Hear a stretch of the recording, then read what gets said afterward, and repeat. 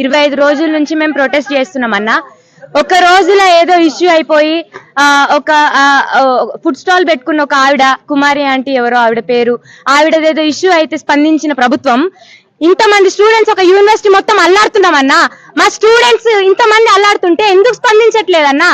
మేము గవర్నమెంట్ కి వ్యతిరేకం కాదు. గత ప్రభుత్వం అక్రమాలు ఆగడాలు చేస్తున్నప్పుడు ఇప్పుడున్న గవర్నమెంట్ లో ఉన్న వాళ్ళే కదన్నా స్టూడెంట్స్ కి న్యాయం కోసం కొట్లాడిరు. మీరు అక్రమ కట్టడాలు ఎట్లా కడతారు, అది ఎట్లా కడతారు, స్టూడెంట్స్ కి అన్యాయం జరిగితే మీరు కొట్లాడిన వాళ్ళు, మీరు గవర్నమెంట్ లో పోయిరు. ఇప్పుడు మా గొంతు మీకు ఎందుకు వినబడతలేదని అడుగుతున్నాం. మా బాధ మీరు ఎందుకు చూస్తలేరని అడుగుతున్నాం.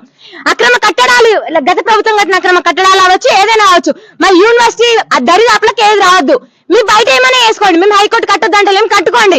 మా యూనివర్సిటీ దరిదాపులకు ఏది రావద్దు. మా చదువులు మమ్మల్ని చదువుకోండి అని అడుగుతున్నాం.